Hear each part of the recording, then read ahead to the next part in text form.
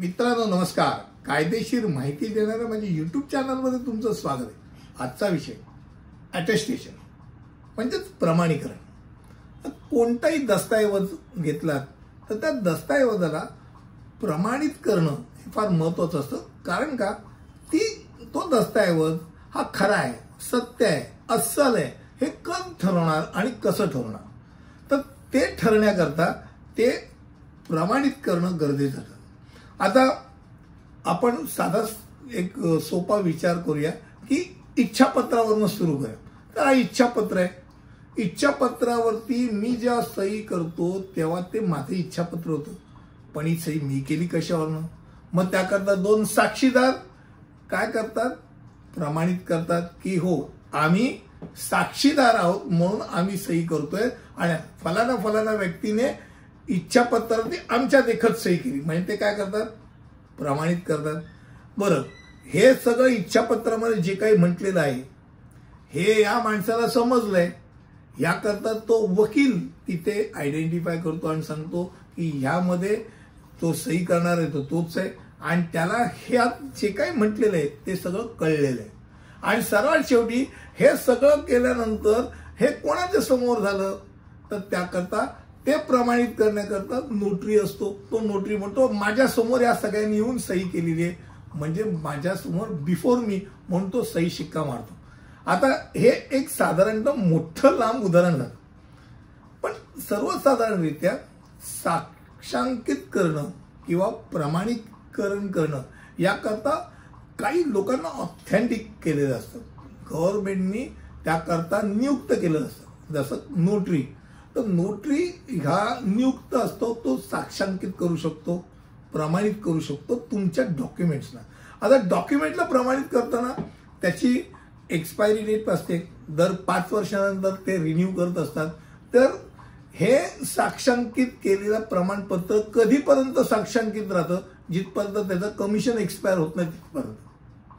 आता तुमच्या मनात प्रश्न येईल की बाबा ओरिजिनल डॉक्युमेंट पण साक्षांकित करता येतात का? तर नक्की करता येतात. काही फॉरेन कंट्रीमध्ये ओरिजिनल डॉक्युमेंट सुद्धा त्यांना अटेस्टेड लागतात नोटरीकडनं. मग हे कुठे केलं जातं? तर ओरिजिनल डॉक्युमेंटच्या मागच्या बाजूला त्याची तिकीटं रेड सील लावून ते साक्षांकित केलं जातं.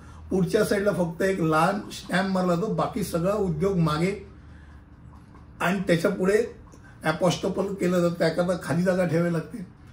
आता समजा लॅमिनेट केलंय दुर्दैवाने, तर बाबा लॅमिनेशनचा बॅकसाईडचा भाग काढावा लागतो आणि मग अटेस्ट करावं लागतो. लॅमिनेटच्या प्लॅस्टिकवरती अटेस्टेशन होत नाही. आता महत्वाची गोष्ट की अटेस्टेशन फक्त नोटरीच करू शकतात का? असं नाही. साधा आता उदाहरण द्यायचं झालं तर मेंबर ऑफ पार्लिमेंट आहे, MLA, त्यांना त्यांच्या कॉन्स्टिट्युएन्सीमध्ये नगरसेवक त्याला त्याच्या कॉन्स्टिट्युएन्सीमध्ये अटेस्टेशन करायची पॉवर असते. त्याचबरोबर डॉक्टर आहे, तर डॉक्टर किंवा वैद्यकीय अधिकारी हा अटेस्ट करू शकतो. कुठच्या गोष्टीला? तर वैद्यकीय प्रमाणपत्रावर, फिटनेस प्रमाणपत्रावर आणि आरोग्याशी संबंधित सर्व कागदपत्रावरती तो सही मारू शकतो, अटेस्ट करू शकतो. त्यानंतर शाळा महाविद्यालयाचे प्राचार्य त्यांना पॉवर असते.